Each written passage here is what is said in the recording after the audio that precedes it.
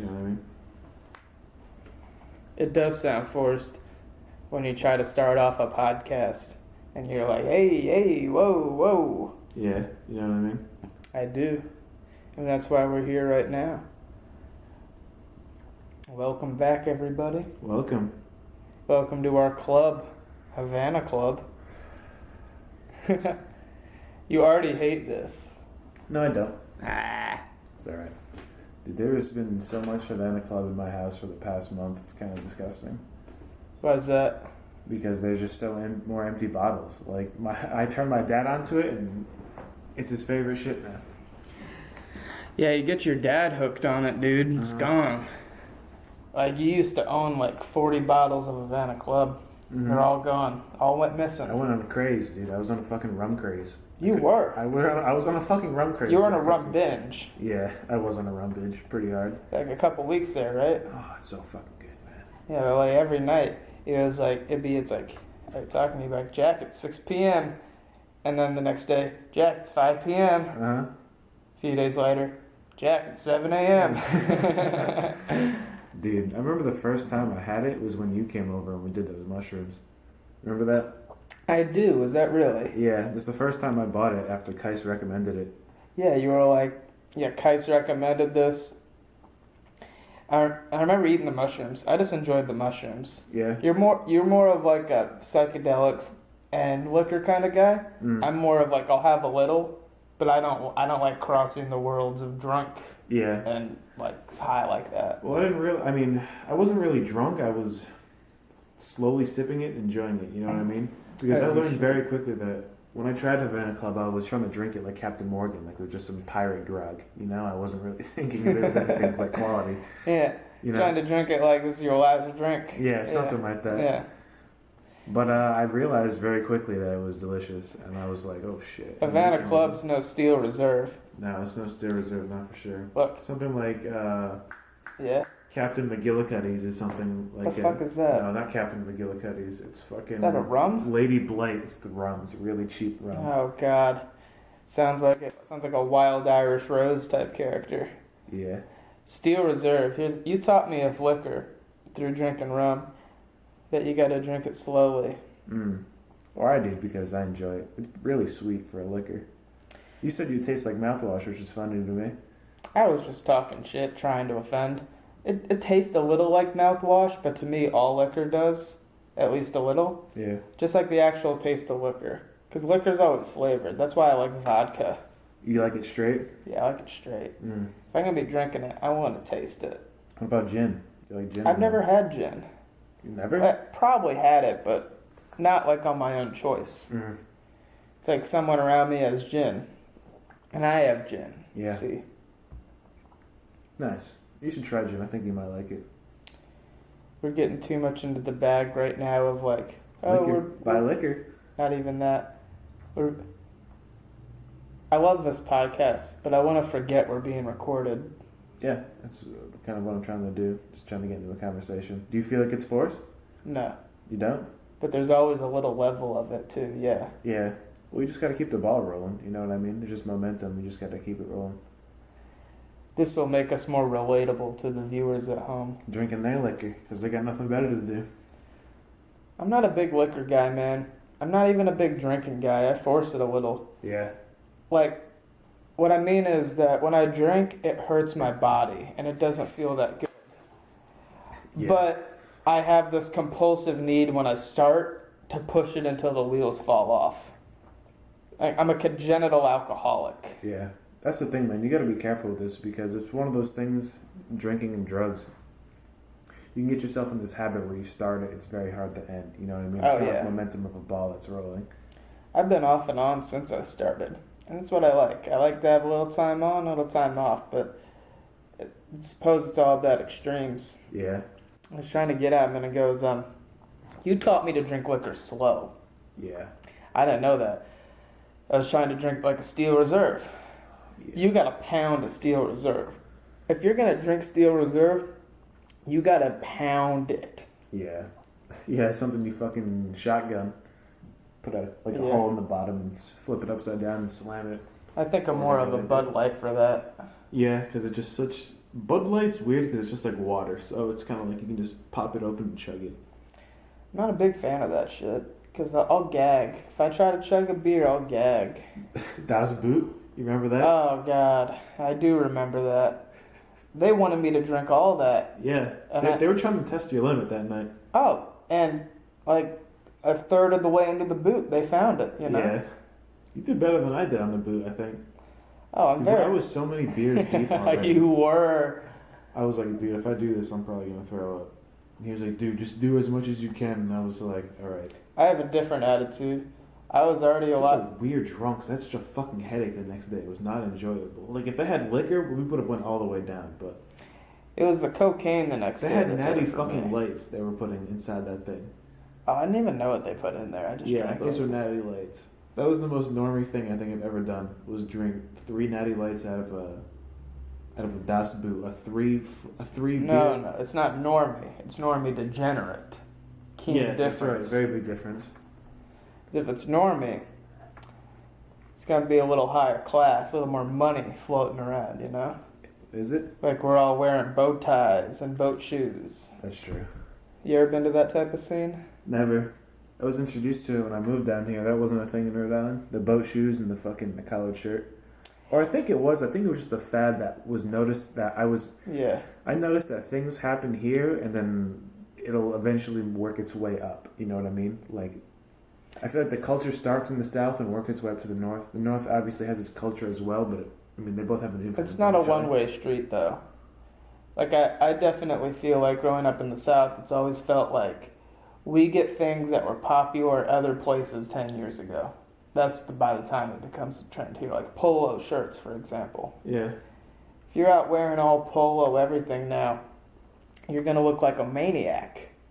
You're going to look wrong. Yeah. 10 years ago, my brother, everything he owned, polo. Mm-hmm. It was the hot item. So let's talk about Joe Biden. I don't like the guy. He's so unlikable. But because he's so unlikable, should we not make him president? Like, I feel like he'd be a good leader. Yeah. I mean, he does have experience in the White House. You have to give him that much. I mean, Trump does at this point, too. But I mean, what does the vice president really do? Like, what is his actual job? Nothing. He's just there to be the vice president. Really? You don't think he has to do like anything important? Like he doesn't have to sign any papers? Traditionally, the vice president has been a very ineffective office. Yeah. However, George Bush's vice president, Dick Cheney, was the most powerful vice president of all time. Oh, really? Yeah, Dick Cheney took a bunch of power for himself, basically. Like after 9/11 happened, which is just the anniversary of the other day. Yeah. Dick Cheney's like the one designing and streamlining all the wars in the Middle East. Really? And before Dick, yeah, he's the one. He's pushing his influence, really. yeah. Yeah. I mean, they all wanted it, but he's taken the lead. Why do you think they wanted it? Money. I don't need to get down to it, just money, but also like ideology, opportunism. You got to understand, Dick Cheney, before he was vice president, he was the CEO of Halliburton, and Halliburton is a high-level government military contractor. Oh, really? Yeah, they build all the jets and tanks. He was the and guns. ex-CEO? He was the CEO, and then he became vice president. Oh, kind of like what Donald Trump is doing, where maybe he's just following his method, but you come in a successful business owner. In a parallel way, yeah. Yeah, and then you become a president. You know? The point I'm making, though, is a guy is deep in like the gun industry. Absolutely. What I mean by that is the people who actually build the shit for the military, like Boeing. Sell weapons and like Becomes vice president. 9/11 happens. Now we're all balls deep in the Middle East. And you know who's making all that money? Back to Halliburton, back to Boeing. Mm-hmm. What I'm saying, Dominic, and here's the joke, is that Hillary Clinton is a lizard. That's funny. I didn't know that. How did you know so much about that? Don't you know by now I have like an autistic memory a little? Yeah, that's not really autistic. I mean, you just have an appreciation for detail. I do. When I read something that interests me, I remember it. Yeah. And I'm able to recall it in conversation. Yeah, I could probably do that too, but I hadn't. Did you just read it, or was it like a documentary you watched? I just read it. It's facts. I mean, yeah, it's true. I didn't even know that shit. It sounds like some 4chan type shit that you just said. That's only because you use 4chan. I used to. I don't use that anymore. I did it as like a meme just to. Tell me about 4chan. I never got into it. It's 4chan. It's 4chan, man. It is what it is. I mean, fucking. I really went there for memes personally. There's a couple of pages that have good memes. That's it. 4chan, the best memes always came out of 4chan. Yeah. I was always a Reddit guy. Yeah. So like memes start on 4chan and then migrate to Reddit. 4chan at one point was like a good board, and then it just took over because of the trolls. That's just where a bunch of fucking autists literally go there and can post anything they want. It's notorious for being able to post anything you want unanimously on a board. You know what I mean? Yeah. The freedom of it's alluring, Yeah. but it's ruined by a bunch of people that just want to say the N-word. Yeah. That does happen a lot, and that's not something that really It's should gross, be said. man. Yeah, it's not really a good word. I mean... Oh, I was talking about 4chan. You both, really? Yeah. It's about the same thing, right? In a sense, yeah. They're both bad, you know. Maybe they might have a context for a proper use. No, I'm just kidding. No. Now we're going deep. We're going way left field. I'm going to bring it back to Joe Malarkey Biden, bro. Joe Biden. Talking about it.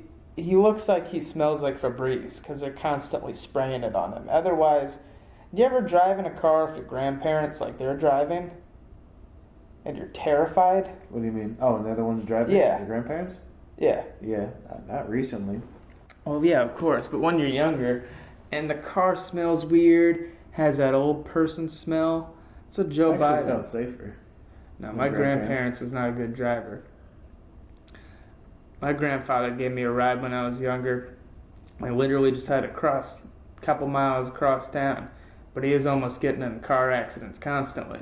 But he's an old, steadfast business fuck. So he's like waving his fist out the window like Grandpa Simpson, like, yeah, get out of my way. Like, yeah. like really? Notorious? Yeah, it's how it felt. Yeah. It's really how it felt. I was terrified. I'm like an 8-year-old kid. My grandparents are visiting from California. Yeah. They're giving me a ride in the car. I'm like, why would my parents trust me in this? Like, I was just scared. That's what Joe Biden feels like. Yeah. It's how Joe Biden will be if he becomes president. The car will be America, and he'll be the driver, you know? So doesn't that scare you? A part of me really would like it better than Trump. Yeah. Trump is like kerosene on fire, dude. Yeah. It's funny because some people think he's Jesus and some people think he's the devil. You know what I mean? And then it feels like the minority of the opinion. I kind of like him there as a meme because it's like, maybe I do, maybe I don't. I don't know. I mean, I could really care less. Give me your actual opinion, man. Just let it loose. You like Trump. I'm pro-Trump. Yeah. For the meme. Just for the meme. Oh, it's not just for the meme. No, it's not just for the meme. I'm kidding. No, I mean, I just think, personally, I think how do I say this without offending anybody? Oh, just don't offend me. I'll tear my shirt off right now and you'll see the fucking Make America Great Again across No. What are you going to say? No, seriously though, Donald Trump is not a good answer, obviously.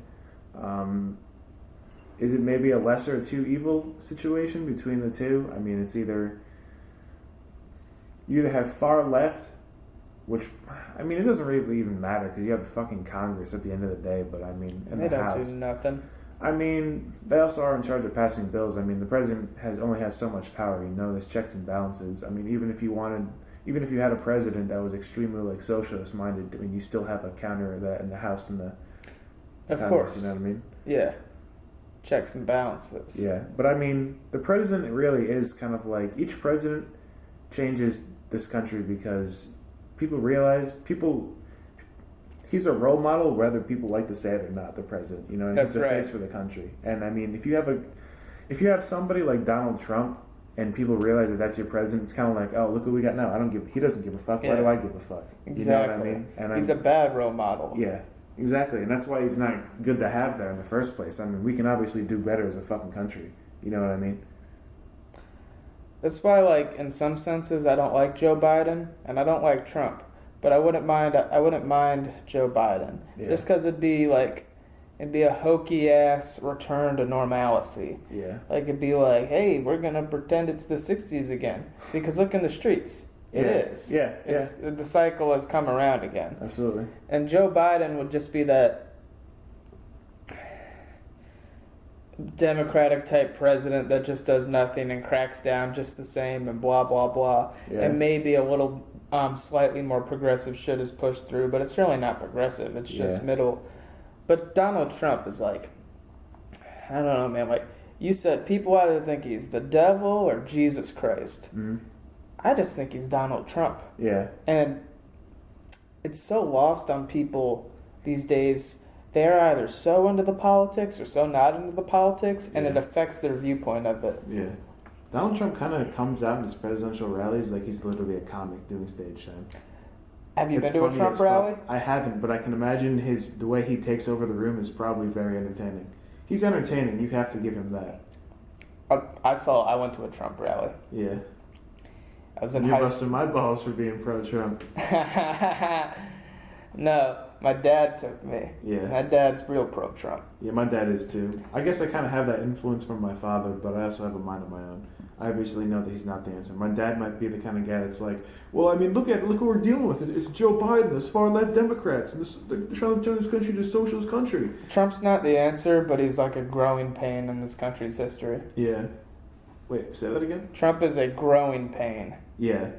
It's really what he is. It's going to hurt. Well, it's obviously not good for the country because of the civil unrest. You know what I mean? I also feel like it's the internet's fault and the social media's fault. And also the news media. Is it kind of like a counterculture, you think? Like, nah. The influence from the media and like social media and just the news and that far left is like... There's always counterculture, but counterculture to me denotes a popularity to it. And as soon as a counterculture becomes popular, that's when it's dead. Yeah. The real counterculture are the people that are marginalized and underrepresented and creating true art. At least that's the ideal. May not actually exist. But problem is once you get down to those low levels of society where some beautiful things might be happening, it's right by all the nasty things. It's by the drug use, the steel reserves, the smack, the whores. It's dirty. I went off into a whole thing there. I want to tell you about... So I'm in high school. I'm 12th grade. I'm in the remedial math class. The one for the flunkies. I hate this class. My math teacher is Mr. Miller. He's 5 foot tall and he talks like it and looks like it. Yeah. Like he has a real Napoleon thing going on. Yeah. He is one of the most pathetic men I've ever had the displeasure of learning from. Really? I didn't learn anything in it. Suck at math. I'm in the class, my dad texts me, he says, hey Jack, you want to go to the Trump rally? Mm-hmm. And I'm instantly torn. I'm disgusted. Donald Trump's running for president. Yeah. The election's tomorrow. Yeah. That's the thing. He was in Raleigh, North Carolina at a rally, day before the election. Really? I'm in school in Holly Springs. My dad hits me up. Come on, Jack, let me take you out of school, go see Trump. I'm like, fine. Yeah. This will be interesting and it'll be historic. I'll go for the history meme. Yeah. Me and my dad, big meme. We tried to sneak in a bunch of beef jerky. Yeah. Under our coats and shit. But we all got caught with it at the fucking, they frisk you for guns and shit. But instead of a gun, this bitch finds beef jerky. And she, this solemn lady just holding it up looking at me. And my dad, shaking her head. You throw it away? Yeah. Yeah. Didn't have any left. I was pissed. Yeah, I'd be pissed too. We get in there, huge arena. Trump's not in there yet. I'm talking and interacting with people. I had really bought into the bullshit that all Trump supporters are just militia-looking white guys. Yeah. Which a great deal of them are, don't get me wrong, but I found a lot of people my age in there. Yeah. And a lot of cool young people that are at the Trump rally. They're excited by Donald Trump. And that just shocked me. I expected everyone to look the same and be the same because that's what you're supposed to believe. Trump comes out. He's the craziest man I've ever seen speak because he's running for president. The election's tomorrow. I think he's gonna lose, but I'm not really sure. He's hypnotizing, dude. I know. That's what I'm saying. He's filling out the whole PNC arena, and in the back there's a media with all their cameras. Do you have to pay to get in, you did? I don't remember. I think it was free. Wow. Well, yeah. See, you know, you got to get a ticket or something. The media is all in the back. Trump is literally calling them out like WWE style, like, you see them in the back right there? They're reporting on us right now. They're telling lies, and they're going to do the fake news media. And everybody would be like, yeah. And then he'd hit another catchphrase. He'd be like, I want to make America great again. I'm going to make the country better again. I'm going to heal this democratic mess. We're going to drain the swamp. And then everybody would chant, drain the swamp, drain the swamp. And then he'd be like, we're gonna lock her up. And everybody would just cheer. Like, that's fucking hilarious. He's a genius. Yeah. People don't like to admit it. Donald Trump is a genius. Yeah. He knows what he's doing. He knows what he's doing, and he knows how to do it. I mean, you gotta give him that. I mean, that's where I don't think people really give him credit, because, I mean, like, he's pretty funny. Like, he's so funny. If you watch him and you listen to him, you'll get hypnotized. You're like, it will literally drag you in. Like, it's disgusting how bad it works. I mean, you just have to give him that credit. I mean, I don't know. He's a sick, disgusting man, but that's also why it's so alluring, because you know he's so rich, you know he's so powerful, that you can't take your eyes off him. Yeah. Like, I don't remember. He has a lot of charisma, too. He's charisma. So charismatic. Yeah. Charismatic and intelligent. Maybe he has a lot of his own ego that makes him. I don't want to give him too much credit though, because on the same end, I do think he's a dummy. But he's like a dummy in a traditional way of being a dummy. Donald Trump's shit works for what he does. But in terms of being a traditional president, like everybody just wanted another Obama. Yeah. And that's why they were so mad when Hillary ran. I think Obama was a weird president too, to be honest with you. Why is that? I mean, you could obviously say that the obvious, oh, he's black, but I mean, not really. I actually preferred him over John McCain. I remember being in the 5th grade when he was being elected. Like, really? Yeah, I remember that. I can remember in 5th grade they had it on TV, and it was his inauguration. I had this friend in the 5th grade, and I supported John McCain because my parents did. Mm-hmm. And they hated Obama.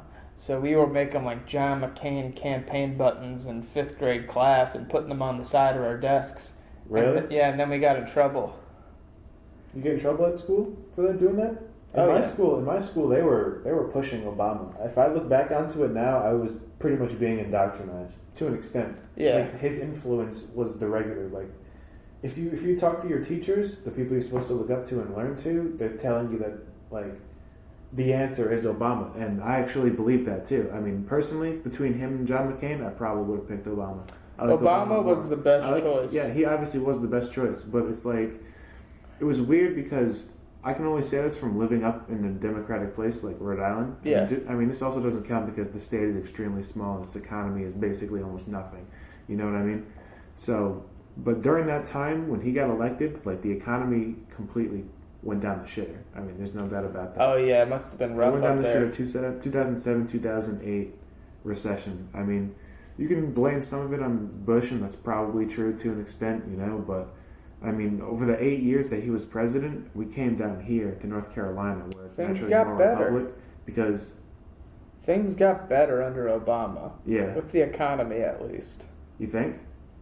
It seemed like it was slowly recovering, like it wasn't what it was before, what people talked about. But Obama was steady. That was his greatest quality as president. He was steady, and you didn't have to worry about him unless you were into that. He was intelligent. He was charismatic as well. Total psychopath. Obama? Oh. Really? Just totally.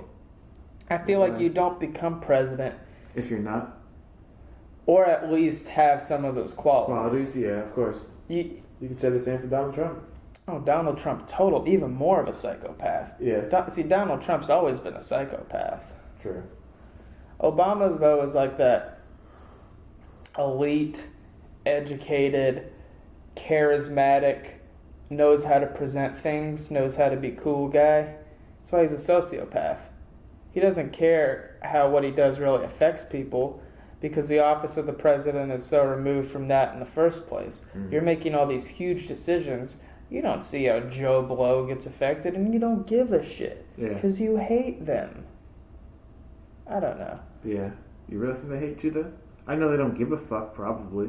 And it's not really in their interest most of the time. Some of them, yeah, definitely. The very wealthy definitely hate and probably have they fetishize hating poor people or just regular people because they're not them, and it does something for their ego.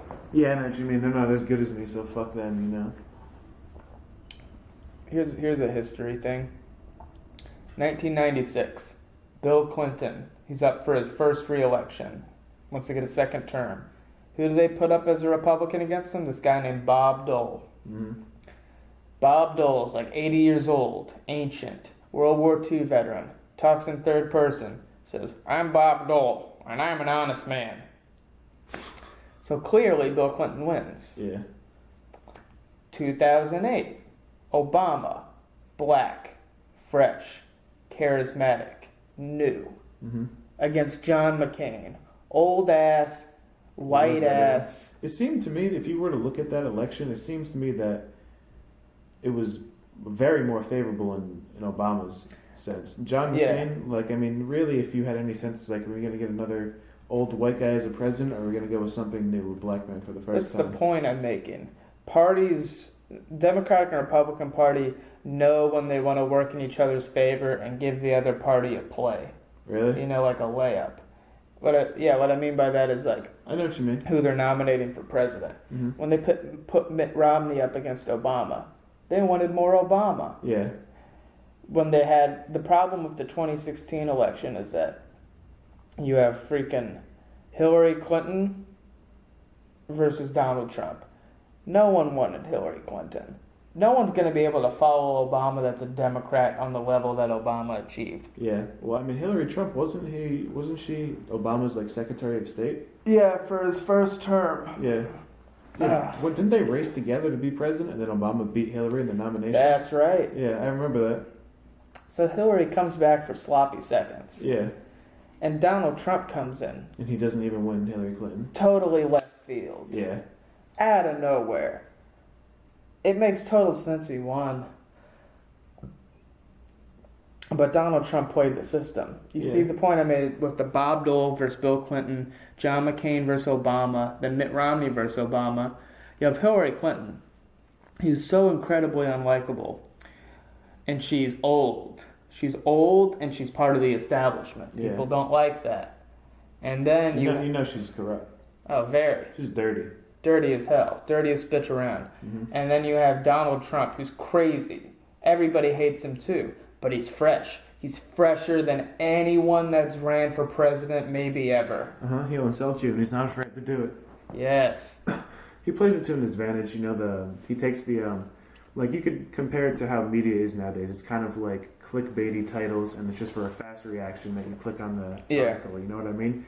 Donald Trump has that capability of making it very engaging immediately because it's kind of, he plays the offense. You know what I mean? Yeah.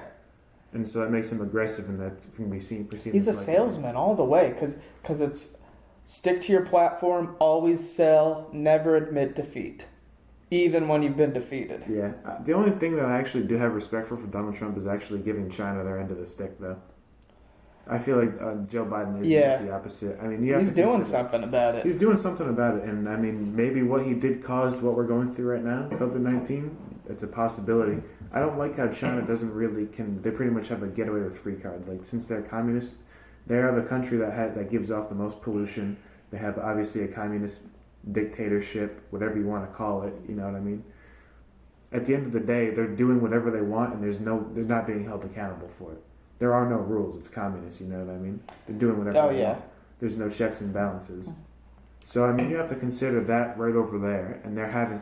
Their economy, what I realize is their economy is actually continually grows, and at the rate that they're working, their economy will be bigger than ours. It will. Yeah. And so we're basically switching. The country right now, in Hong Kong, they're promoting democracy. Here, you have a communist socialist thing as a typical norm, as a new wavy thing, as a new democratic.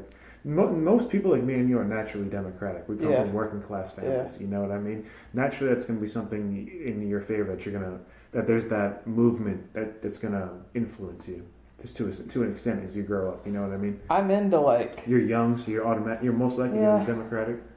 I'm into like the idea of like more social systems, like universal healthcare system. So you don't go to the hospital and you become bankrupt for an injury that you can't help. Absolutely. That's evil. I think everybody can agree on that. Everybody agrees on that, and the people that don't are full of shit. Yeah. And it got so political. I feel like I got rot gut. Really? Nah, just a little though. Yeah, I think it politically, but I'm speaking the truth. Might have been that father's root beer. Could have been. You're speaking your truth. Yeah. Now I'll speak my truth. Donald Trump. Bad guy, good president. Joe Biden. Bad guy, good president. Yeah. I don't know, man. Everybody wants to have a definitive opinion these days, while at the same time knowing that they're completely full of shit at heart. Yeah. I think people. I don't understand why people just can't. Why does everything has to be so like an argument between the two? Because people love arguing. Yeah. They love especially young people. You mentioned we're more likely to be Democrats because we're young. Mm-hmm. Yeah, and a lot of young people take that to an extreme. They're like, of course. I'm a Democrat, so I've gone and I've established all of the right opinions, which I now tell everybody. If you vote for Donald Trump, I'm not your friend. Don't talk to me if you vote for Donald Trump. I saw something on Instagram, someone's story, some famous guy, Billie Eilish's brother. Oh yeah. Puts on his story. He's like, if you vote for Donald Trump, I think you're a bad person. No one cares what you think, Phineas. Is that his name? That's his name. Phineas and Ferb looking ass. I don't think somebody like that realizes the amount of what influence he has. You know what I mean? People look up to him because he's the musician, he's the producer, isn't he? Yeah. He produces some of Billie Eilish's music, and so one of the biggest musicians of our time right now, her, of course, for being so young, and the producer, her brother, has influence. And a lot of people, young people, like that. Well, Billie Eilish fucking played the Democratic National Convention. That was a joke. I saw that entire Democratic National Convention. That was the most surreal thing I've ever seen. The funniest thing I saw was when they had Elaine from Seinfeld telling you that Donald Trump... There's nothing wrong with Donald Trump. I didn't see that. Dude. What? Hilarious. They had Elaine from Seinfeld, that actor, I forget her name. Okay. She came on and she was like, Joe Biden is in perfect mental health. Joe Biden, he's going to be the president you want. It's like, I'm being sold.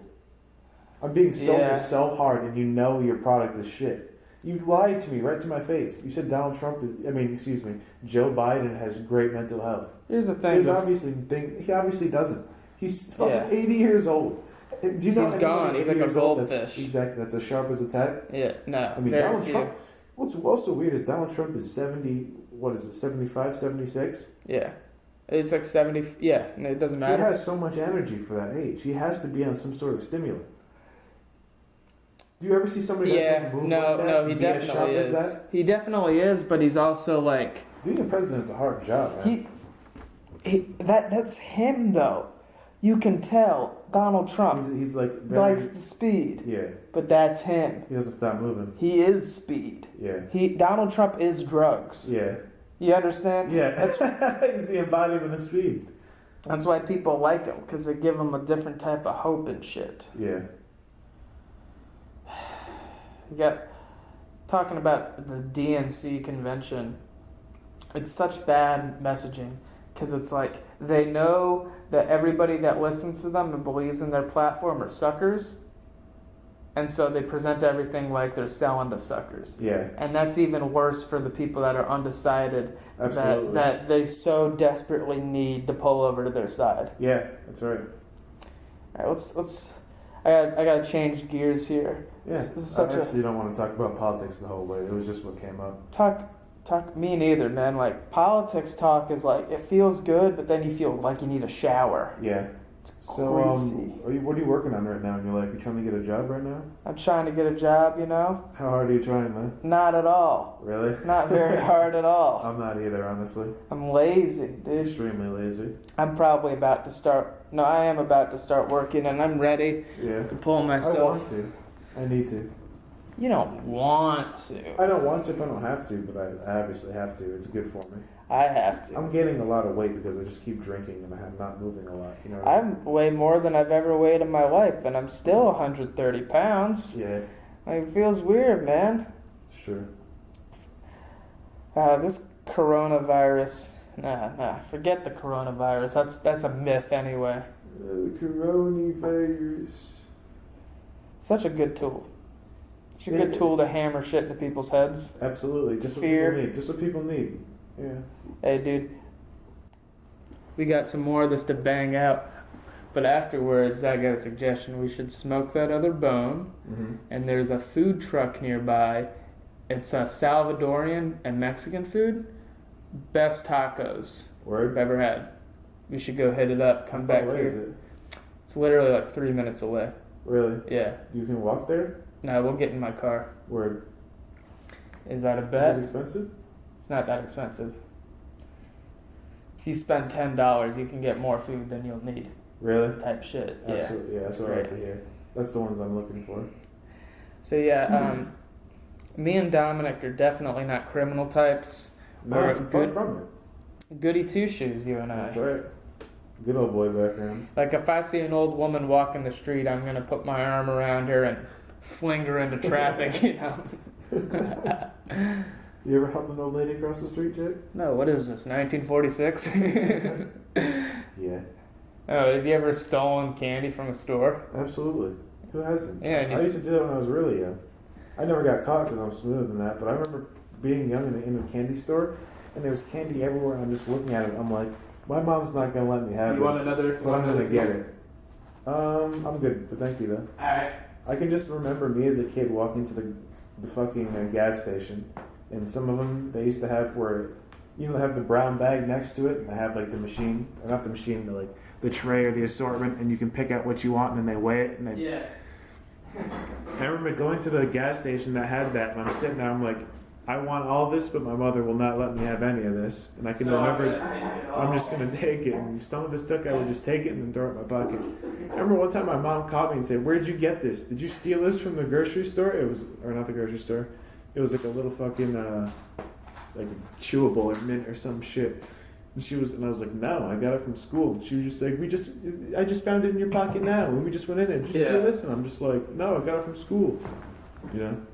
But you didn't. You were lying. Yeah. Stealing's fun. Very. I don't like to do it a lot. Like, I've always been like a I do it if I can get away with it. What's the most expensive thing you've ever stolen? Actually, it hasn't even been anything that expensive. It's really been petty things. Maybe like a phone charger, or like some sort of cables or a speaker. I think one time. I think probably like 30 or 40 is probably the most expensive thing I've stolen. I stole a SIM card from Walmart. Really? Yeah. What I did was, my phone's memory was almost out, so I walked into Walmart. I walked to the back. I found the one that matched my phone, and it's about in a little case about the size of my hand. Plastic? Yeah. So I just walked out with it in my hand. Didn't even put it in my pocket. These people don't look. Yeah. You walk Nowadays with confidence. they do more. They have to check your receipt when you leave. Well, yeah, I was. In a neighborhood Walmart near me, they don't have that. It's basically just scan and go. There's nobody that It checks depends. It depends on the store. Depends on the neighborhood. I live in where mine is in a really nice neighborhood. It's in Morrisville, and they have a cop car that's out there, but there's no cop in it. And it's just they don't. It's one of those neighborhood WalMarts where the people who run it are fucking retarded. You know what I mean? Like the people who are literally stupid.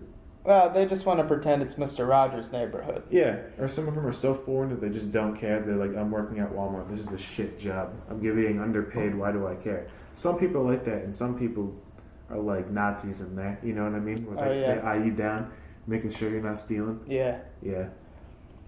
It's so fun to observe people at Walmart because it's like a jungle. Mm-hmm. One of the best places. Me and my mom, I used to go grocery shopping for every Friday. We go to Walmart, and after we got all of our groceries, we would go to the Subway at the front of Walmart, right by in front of the cash registers, all the lanes. We get some subs, and we start eating and talking, having a great time, and we'd watch the people checking out, and we'd start making jokes about them. Yeah. She'd look at someone and be like, "Hey, Jack, what do you think's that guy's story?" And I'd be like, just killed someone. And she'd be like, ha ha ha ha ha ha. Yeah. Yeah. It's really cute. Yeah, absolutely. Yeah, I'm a goody two-shoes. Always have been. I've never committed a crime in my life. I'm a very good person. I play jazz water polo down at the gym with my teacher Gladys, and she's married. I'm not trying to make her, That would be wrong. That's all right. But she's 45. She's happy with her two little nitwits, and no, never committed a crime. I'm a Christian, Catholic boy. I'm sticking with this bit, Don. Yeah. I'm in there. I went to a St. Pius V was the name of the school I went to from preschool until first grade. Is that Catholic? I think so. Yeah, Catholic school. What's that like? Uniform. There was nuns they were like the nuns. Some nuns would be nuns. I remember a nun being my principal. What's that like? Weird. I didn't really know how to describe it because it was like in a large authority type, and it was actually, like a cult. Yeah, it was kind of weird because she had the full black and she had like the full nun outfit. Did they have paddles? No, she didn't. I don't think they did, but she was definitely Catholic, and that's for sure. And she was just large, and it was like, that's not good for a kid to see that, to be in a nun's fucking... It might be good, If she was right, this one wasn't. Is it bad nun? Bad nun. Bad nuns in there, man. Those fucking resentful bitches because they don't get dick. That's true. They're so angry. That's the weirdest thing. It's so fucking weird, man. Yeah, Catholics are... My mother... My parents probably paid an arm and a leg for it, too. Did you ever have to go through anything like that? No, private school? I always went to public school. Yeah. My grandparents are very Catholic, though. Oh, really? My mom grew up Catholic. I remember when they visited town one day, I decided to spend the night in their hotel room, sleep there. Whose? My grandparents. A hotel room? Yeah. Oh, when they were visiting town. Yeah, got you. So I'm in there, and in the morning, I'm me and my grandfather are playing Go Fish or something, because I'm a boy. Uh-huh. And then they start doing the rosary. And I have no idea what that is. They got the prayer beads, and they're doing Hail Marys. Hail Mary, Mother of God, blah, blah, blah. And they're doing the ritual, and I'm bored out of my mind. I'm like, what's happening? What are you doing? Yeah. And I kept interrupting them, but they're like, hush. Hush now, child. Yeah. That's fucking Catholics are strange, man. Strange bunch. Catholic girls, though. Catholic women. You ever get yourself a Catholic woman that recently liberated herself? That's fucking hilarious. Man, I'm fucking glad. I'm glad I don't gotta do that anymore. I'm glad my parents were probably literally paying an arm and a leg for a school like that because we're in Providence and they didn't want us to go to a private school, which I can respect. They wanted us to have a good upbringing as a start, and the people there you had to pay. So the people that you went to school with their parents were good people. You know what I mean? So, not saying that people in public school, respectable. Have money. Yeah, to an extent. My parents probably weren't making a killing, but they were doing it just so we wouldn't have to go to a public school. I don't know even how that would be at that time, to be honest with you. Dude, I went to but public I can respect school. what they did. I grew up in elementary schools in the South. And all through middle school and high school, too. They made this thing when I was younger here. You ever go to a trailer classroom? You know what I'm talking about? You ever go to a classroom in one of those double-wide trailers that they all sit together? Yeah. That's normal. Modules. Yeah, that's the most cheap thing. What's more discouraging to a student than what's to learn when you're in a fucking module? In a trailer. The air conditioner doesn't work. The bathroom's literally, it's one step above an outhouse. Yeah. Some of my favorite classes when I was in elementary school were in those module trailers. Yeah. My third grade teacher, her name was Miss Perkinson. and I think I had a huge crush on her. She had a lot of personality. Yeah. The first big laugh I remember getting was in that class. Really? I was a sneaky kid, so I'd always be asking to be excused to go to the bathroom. And since we're in a trailer, I have to walk out of the trailer and walk down the pathway into another trailer to go to their bathrooms. Really? This is just a single trailer, yep. Yeah. So I'm excused to go to the bathroom, but I'm gone for like 10, 15 minutes because I don't want to be in class. I was taking a shit, really taking my time. Yeah. I come back into the trailer, and Miss Perkinson had played a funny on me. Right when I walk back in, everybody in class is staring at me. They're staring at me, and Miss Perkinson is right by the door, and she says, "Jack, why did you take so long?" And I'm like, I don't know what to say. She's like, "Jack, where did you go?" I'm like, and everyone's, the beams of everybody looking. And Jack, what did you do? And finally I'm like, honestly, I had to take a poop. And everybody burst out laughing. Yeah. What grade was this? 3rd grade. Really? Yeah. That's hilarious. I didn't think much of it until in middle school or high school. I talked to someone that was in this class, this kid named Josh Krovitz. Yeah. Real dirty nerd. And he's like, "Oh, you remember that?" And I asked him, "Why did you do that?" And he said, "Oh, Miss Perkinson said as part of an assignment on journalism and reporting, she was going to ask me questions, and we were all going to write down what you said." Yeah. So everybody in the class wrote down, "I had to take a poop." That's hilarious. That's beautiful, actually. Was that your start to comedy? No. What am I, one of these liars? Like every comic these days is like, "Yeah, I was a born comic. Yeah. I was the class clown every year." It's like, no, you're an insufferable loser, piece of crap like the rest of us. Yeah. Some of them really are. Some of them are like, some people use comedy as a platform to make money more than just comedy as the art itself. And some of them do it in a way that I enjoy. Like, Yeah. I like Andrew Schultz. Mm-hmm. Andrew Schultz is a marketing guy. Yeah. Even more than a comedian now. That's You what think? he's... Oh, yeah. That's why he's so popular on social media. But he's funny. Yeah. The dude's funny. But he's a businessman. Yeah. Then you have like a Dave Attell, respected in the club scene in New York all that time. Who's David Tell again? Oh, that's the Famous New York comedian. Mm-hmm. Older guy now. It's the Chappelle Show, right? No. No. Okay. I don't know. He's just a guy that you wouldn't know unless you're into club comedy. He's like one of the best ever. But he's not an Andrew Schultz. Yeah. One thing I hate about... I don't hate it. It's just annoying. Is like these days it's like, "Man, you're doing this comedy stuff all wrong. You got to get on social media and you got to get your name out there and the hashtags and you got to take the pictures and market yourself." And I'm To like, an extent, yeah. to an extent. You want to give I mean, if it's really what people want to meet you, I'll meet them, take a picture of them. I'm not going to force it. Like, "Hey, come look at me. I'm signing t-shirts." Like, Yeah, that's people are doing that to make money on the road. You know what I mean? Extra cash. that's right. They're a salesman. Comedy is salesman, man. I There's don't- two arts of it. You got to sell it, and you got to be able to be funny. You got to deliver a product. You're going to promise a product and deliver it. That's what you're doing.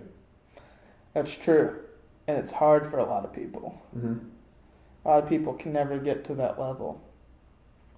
They can never reconcile their artistic fantasies with the fact that if they actually want to make a living doing this, they have to not only have a fan base, have a dedicated one, and have one that comes back, and have an act you can do every time. I don't know if I'm going to be a comedian, man. I don't know what I'm going to be. It's going to be something interesting, though. I never wanted to be a regular person. It kind of scares me, because it's like, in some ways, because I know that, I want to like go left field and settle down in a super regular job. Yeah. But I don't think that's for me, at least right now. Maybe when I'm 45 years old and broke it will be. Mm. But I'll have to cross that bridge when I come to it. Yeah. I look at a guy like Joey Diaz as a real inspiration. Mm. And not knowing what you want to do with your life, but finding something and then going hard as fuck. Yeah. I'm either going to be a comedian or maybe a musician. Or maybe I'll just be that guy at the bus station you see every day. You know? I'm making wide jokes and still drinking a Steel Reserve on the street. Shit. Wisecracks and Steel Reserves. Jack See, I don't need to be homeless to do that. I'm Jack Chrissy. That's true. That's going to be one of our podcasts in the future. Yeah. I want to do man on the street stuff Uh-huh. once I have the equipment. And just walking down the street, people have always told me that they want me to film the conversations I have with strangers because I'm crazy. Like, tell the people, how do I treat the cashiers at grocery stores or the people in drive-thrus? Sometimes it's with complete disrespect, sometimes it's with complete respect, and sometimes you're just busting their balls and making it harder for them on purpose. Sometimes he does it, it's funny, but like when you're at cookout at 2 a.m. and the line's wrapped around the building and you're like, hey guy, you ever see any hot chicks through here? No. I remember. Yeah. You're in the cookout line, and I'm like, hey, can you throw away this paper cup? The guy's just like, trash can was right there. And you're like, yeah, I missed it. And you just handed it to him. And he's just like, nah, man, I'm not going to throw that away. And you're like, okay. Like, you were just making it so uncomfortable for him. He was like, dude, you really going to bust my balls right now? My greatest talent is making people uncomfortable. Yeah. I just don't know what to do with it. Really? Oh yeah, I'm only starting to learn that I can't be making people uncomfortable. Fucking coneheads, dude. Did you ever see Coneheads? No, have you? No. It's supposed to be an old comedy. It's like an alien thing. That seems kind of cringe, though, to be honest with you. I don't know if I'd want to watch that. Funny cringe. Yeah. I think it's Mr. Clean. Mr. Mr. Clean if he has Hannibal Lecter. Uh-huh. I like busting fast food workers, grocery store workers' balls, but most of the time, almost all the time when I'm just by myself interacting, I like to treat them with respect. Mm-hmm. The key to being uncomfortable with a stranger is that you want to be uncomfortable, but in a forward and intriguing way. Mm-hmm. Like if you want to get something. Guy at the gas station, right down the road, I made friends with him. Pierre? We could call him Pierre. Is that really him? No. He's like this old punk guy. He's not old, late 20s. He drives a nice old motorcycle. Mm-hmm. And he likes punk music. And I bonded with him, smoking Newports outside, talking about music. He gave me a list of music to listen to, like some bands. And I still haven't listened to any of them, and I haven't been back to the gas station since. Because now what I have to do is I have to make a little list of music for him to listen to. I won't be an asshole. It's like I'm in too deep now. He's not going to listen to your jazz blues music, that's for sure. Oh yeah, he's like a punk rock and roller guy. He's a drummer. Yeah. Nice guy. Forget his name. We'll just call him Roscoe. Yeah. That's a good name. So always that kind of breed of person that likes punk rock and roll and is willing to work at a gas station. Would you ever work at a gas station? Yeah. I'd like to do it out of state though. Out of state? Gas station, North Carolina. I know what it's like. I want to be like the fucking pump boy in New Jersey off the turnpike, you know? Mm. I want to be the boy in Wisconsin, you know? I want to be the filler man, filler on up man in Montana. New Jersey? Will they pump your gas? Hey, buddy, nice to see you. I've never had my gas pumped by someone else. They have that in certain states. It's a mandatory thing. I know it's New Jersey and like Oregon or Washington. Yeah. Weird. It's like we don't even trust you to pump your own gas. It's illegal. No, it's a job thing. It's to give them jobs. It's a union. Oh. Yeah. Dirty mob. Yeah. Dirty mob. All cash business. No, Dominic, I've never asked you this, but I really have to ask. Do you have any relatives in the mafia? An immediate family that I'm aware of? I mean, I know my grandmother's father was. So your great-grandfather. Yes. What do you know about that? I mean, my grandma didn't talk about it much. I mean, I don't really know, like, dirty family drama too much. I mean... Yeah. I think it was kept hidden from me, but I kind of knew it was there to an extent. Like, I would always joke around with it as a kid with my friends and be like, hey, family in the mob, motherfucker, I'll kill you. Like, Yeah, shit. bullshit. Yeah, bullshit. But, like, Other than that, it wasn't talked about. That's There was people. There was black sheep of the family that moved here. Like their name when they got here. What was it? It was. I have to fucking talk to my mom. I gotta give me a second. I'll think. All right. It's Giglio. That's what it was. There's Giglio and Caprio. Okay, yeah. My grandmother's maiden last name was Giglio, Donna Giglio. It's the most Italian name. Yeah, it's extremely Italian. And my grandma's like Sicilian, like me. She's just like, they have this look where they're kind of like short, kind of Rubenesque. You know what I mean? They're kind of big. Yeah. Yeah. But she's a sweetheart. Good woman. Yeah.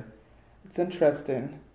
Your father, great grandfather's in the mob, and he is back in the day. Back in the day. When it was legit. Like legit. Oh, it was legit. And the thing is, I think my grandmother said something about running rum. They used to like be bootleggers too. You know, they used to. Yeah. They weren't maybe like the maid guy running the show, but they were definitely fucking associates. Yeah. Did your family still live in Rhode Island back then? Yeah. So what I know about Rhode Island, I'm a nerd and I read, is that after like the 40s through the 70s or around then, it was part of the Patriarcha crime family. Or at least that was like a media name or an FBI name for it. It's read by Raymond Patriarcha. Mm-hmm. And that fuck was just a murderer. Very interesting. Yeah, when you have a lot of ocean, there's a lot of ways to get rid of a body. I like that. Yeah. And I still do sometimes, read about all the 5 families in New York. You got the Gambino, the Colombo, the Genovese, those are the best. The Lucchese, and the Salami. I don't know the last one. Yeah. Genovese. Those... I read a lot about the Gambino family. They became like very powerful in the 60s and 70s. They were like the top. They were an actual like billions of dollars a year empire. Yeah, gambling. And more. Yeah. And then, but the Genovese are always the secretive ones. That's the ones that I like. And they're still around, but they're secretive. Yeah. That's crazy, man. I only know... I could listen to the stories all day. I mean, the way they do it, you have to give them props. They run a good business and they run a tight ship. Obviously, they're dealing with the vices of the world, so there's no respect. You know what I mean? There's no legal... If they're smart, they take the money they make on the streets and launder it through a legal business, a car dealership or fucking something like that. Seems like something like the mafia that's lawless, and you take like force, especially back in the day, you know, it attracts real scum of the earth. Yeah. Absolutely, and they're just in it for the money. They're really in it for the money. I don't know if I told you this, Dom, but my great-great-grandfather is Sicilian. Really? Yeah. You're lying. No, I'm not lying. You're not? No, I'm lying. Yeah, I figured. Can you tell when I'm lying? Yeah. Can you always tell? Not all the time, but most of the time I could probably figure it out. My lies are best when I believe them too. Yeah. You know? Because you portray it as it being real. So I'm a good actor. Yeah, you could say that. I'm a swindler. You could do it right. You're a good liar. I can see that for sure. You could definitely get somebody at the gas station and give you an extra pack of cigarettes if you convinced them enough. Hey, do you know who my father is? Nah, that's too forced. How do you get someone to give you an extra pack of cigarettes? You done that? Never. I'm just saying. It's charisma. Maybe you can. You gotta swindle them. Yeah, let's go to Cary. Let's go meet our friend Abdu Bali at the gas station. Up at the Shell gas station? Yeah. Gas station. I ask him, I'll be like, hey, remember me? The bananas? I'll be like, ho. And I'll be like, hey, I need a pack of Newports. He'll be like, all right, here you go. I say, hey, I need another pack of Newports. I don't know. But this time I'm not paying for it. What? Yeah, no, that wouldn't work. It's too forced. That's funny. So how you feeling, man? Feeling like we should wrap this up. You sure? How long have we got so far? We're almost at an hour. Not bad. Let's go a little longer. What do you say? Yeah, we'll go until we feel like it's ready. Till we're ready. I'm satisfied with it so far. I'm not gonna lie. I like it. I'm high. I'm feeling it. I'm drinking alcoholic root beer. Did you enjoy that? Not Your Father's? Is that your go-to now? No, it's not the best. It's good. Yeah. I like it because it's easy to drink. What I don't like is that if you drink it on an empty stomach or if you drink too much of it, there's like some weird spices in there. Yeah. And they makes you hurt. full. Yeah. They hurt. Yeah. This will fill you up. All the spices in there. If you drink a 6-pack of this, I will literally be surprised. I don't think you could actually do it. Oh, I could.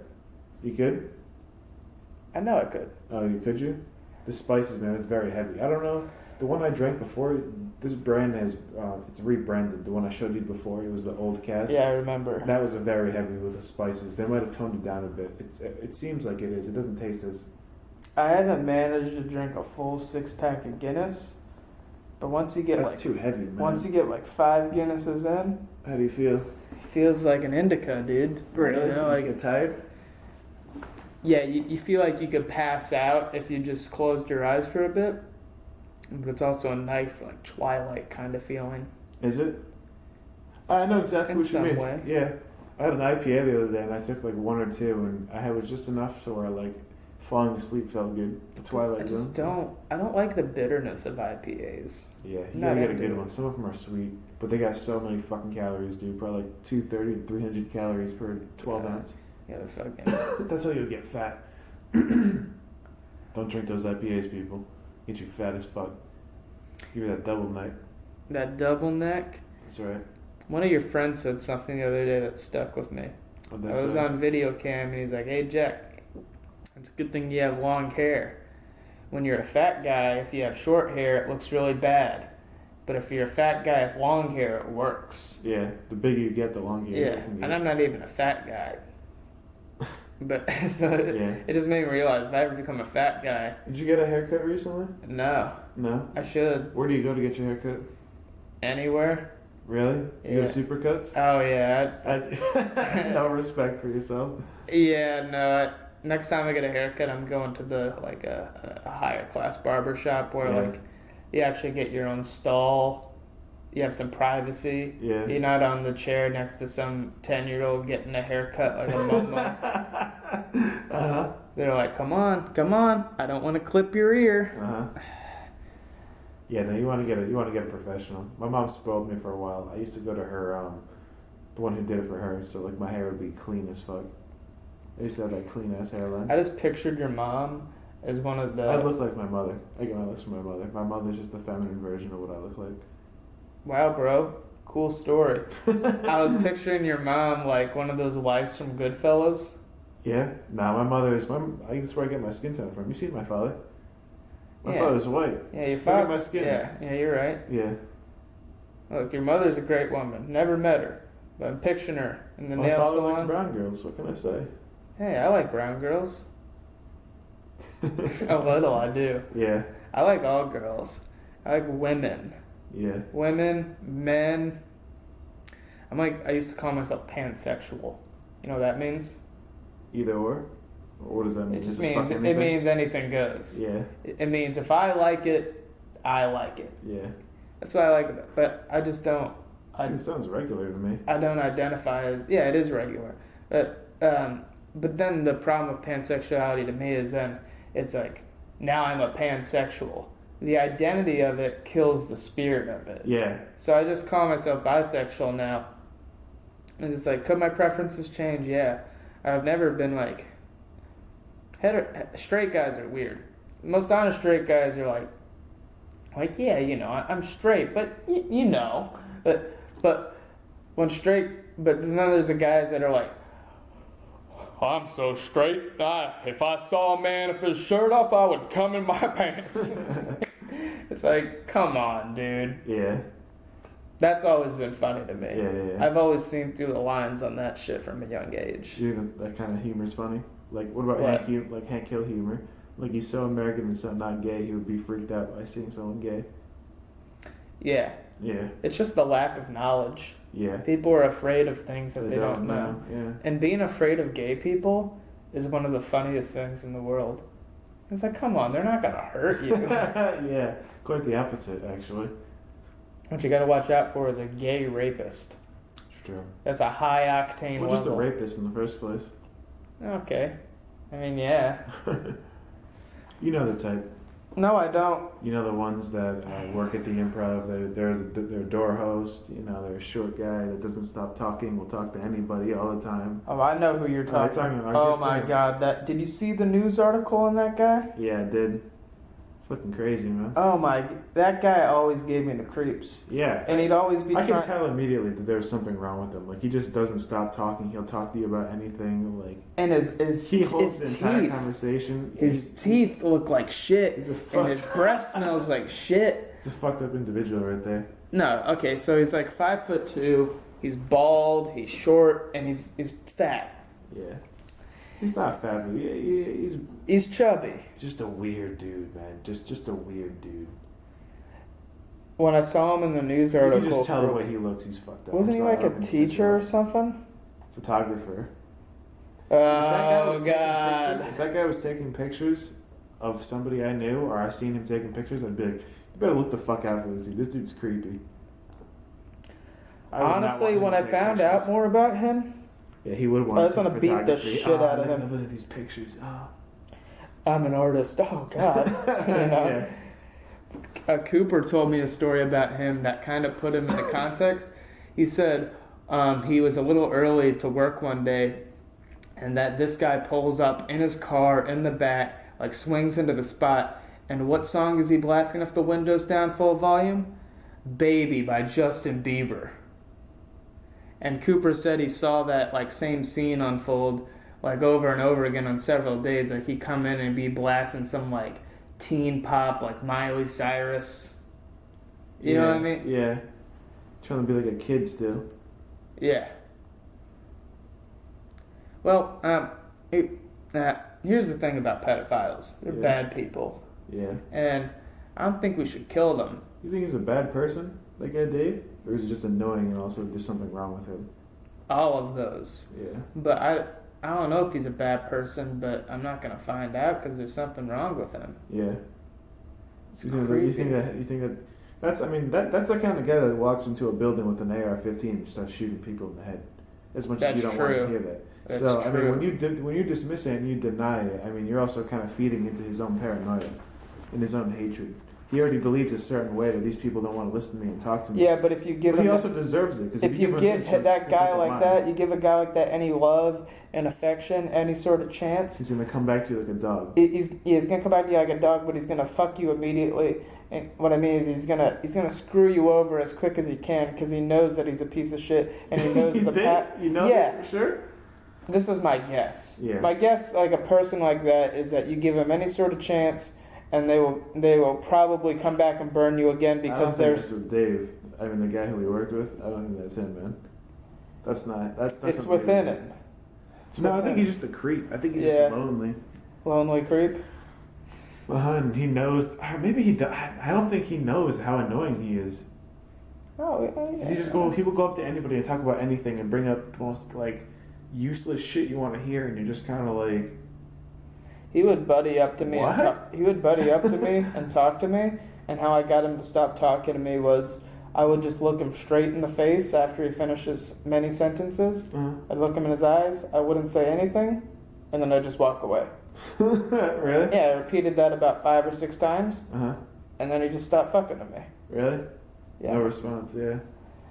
You know how to communicate, non-verbally? Yeah. Someone, you look him straight in the eyes, you give him the look, and then you say nothing and walk away. I just don't look him in the eyes. If he's talking to me, like you're talking to me now, I'd be looking at this thing and be like, yeah, yeah. And eventually I just wouldn't look at him and he'd realize I'm not giving him a response or really any, like, acknowledgement. And he's like, oh, well, I guess I can't get anything here. If you give him an inch, he'll take that mile and he'll go all day. He'll talk your ear off, bud. So you want to put one in his head. Yeah, I think you should be the new manager. Yeah? Yeah. Thank you. Yeah, Jeremy? Get rid of that Jeremy guy. Get our boy, what's his name? Jeremy means well. He's a good man. He means well, yeah, I'll just leave it at that. Mm. Freaking Dave. A lot of characters work at that comedy club, man. It's a real shame. Real shame it's gone, but what are you gonna do until it's back? Like, all the food runners were all young kids like me, but every once in a while we get a food runner that's like 40 years old and desperate, and they'd only last one day at a time. Yeah. I pointed them out to the rest of the food runners. One time, Kagwanja had just become a food runner, and this 45-year-old or something guy gets hired to be a food runner. And who do they make train him? Kagwanja. Really? The guy walked out in the middle of the shift. He was done. Yeah. He's done with everything. He was done with who was training him. He was done with... At least he had some respect. He's not going to make any money. Yeah. Shit show. Yeah. Those jobs that the improv has will take advantage of a young worker. You work that shit to build yourself up and you have a chance, you know, because they will hire anybody to an extent. But also, the thing is, they'll hire pretty much anybody, but who wants to work at a comedy club? You know what I mean? You have to do it for an extent. You have to be like, I'm going to be working as a comedy with comedians and shit, you know? I'm going to enjoy the comedy when half the time it's like, no, but you're running into the kitchen and running fucking $2 baked wings. That's what you're doing. And if you don't, you're going to have to be someone's bitch and bring them ranch and blue cheese and fucking silverware and napkins. Back and forth and back. The people I like and respect the most that work there are the servers that are just doing it to hustle, and they're always there. Yeah. Always taking shifts and doing their best type shit. Like the people that are young or like arrogant and then act like they're better than it all and they deserve better. Those are the ones I dislike. Yeah. And the bartenders do a good job. They do what they can do. Yeah. Well, like, there's a type of server there. Like, there's servers at restaurants that hustle and they make money and they keep their mouth shut and they keep to themselves because it's a job. And then there's the fuckos. Yeah, the greedy cocktail waitresses is what some of them can be. I don't really know. I mean, my school of thought comes from it. It's like, and this is just something that I would personally do. If I'm a server, and let's say Craig Robinson comes in, we get another sold out fucking weekend. Yeah. Every server that's in there, if they got the first 2 tiers, they're making money because you have a good comedian, the place is packed, and the people that who are going to tip you are young, and they know they come from that background, the service industry. You know, it's important to leave They a can good understand tip. you. Yeah. And so people at night would be walking out with $600. And maybe, like I said, it was a sold out show, and that the food runners and that like a host would come and help run food and like help them out and do like basically when the whole machine's working together. That's when it's exactly. best. And I mean, they say, well, a host makes like $12 an hour, and it's like, yeah, but this isn't my job. I'm here to help you. I make $12 an hour tonight. I probably made $60. You're walking out of here with sometimes $600, $700. A $20 bill wouldn't hurt, and it'd make my day. Yeah, exactly. You know what I mean? Dude, I had so many new experiences there. The worst nights were just the ones when my lazy ass, like it's a sold out show, our kitchen's backed up, someone in the kitchen's called out, food runners are doing our best, freaking chef is like yelling for food runners. I'm running out like 6 trays at a time, wings, all that shit. Think about it, you gotta become wise to that type of job and you gotta quit it. But I just like the people there so much. Yeah, you just need a better position. Food runner is not a position I want. I was trying to move to host at the time that the improv was ordered to shut down. To be honest with you, I don't think...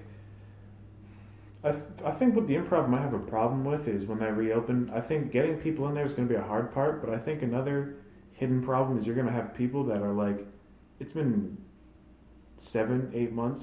I mean, think about it. If we open 2021, that's how many months of out of work? 6-8 months? 9-10 months? How many people want to come back and work there? Some people are like, I grew out of that job. I don't need that anymore. It'll be different. And you have to hire more people. But, I mean... They got to stick with that club. They have to. Will they? I don't know. But the thing is, like, that club is designed to make a lot of money. And yes. It does. The market and the industry is fucked right now for live comedy. Mm-hmm. It's going to be different when it all really creeps back. But that's what it's going to do. It's going to have to creep back. Yeah. Anyone that has the expectation that it's going to come out and it's going to be beautiful. It's going to be grand? Yeah. No way. Yeah. Comedy was in a golden age. Before all this thing went down. It was, dude. Oh my fucking god, it was. Yeah. A lot was happening. I think it's going to regenerate though when the economy gets good and like what's been happening right now in this country, you need something like comedy to take that edge off. Yeah. I mean, you might not like it, but I mean, some people have a different preference on what comedy they want. Some people want blue collar, some people like the grimy, the dirty, some people like the realist shit. You know what I mean? And somebody joking around about what's going on with topics and making fun of what's happening in front of us, it's like the court gesture in a room. You need that because it's gonna point out the absurdities and make it into a joke or just talk about life, and it's necessary, man. Some people love going there on a date or something with a woman or with friends, laugh their ass off, have a couple drinks, maybe get high.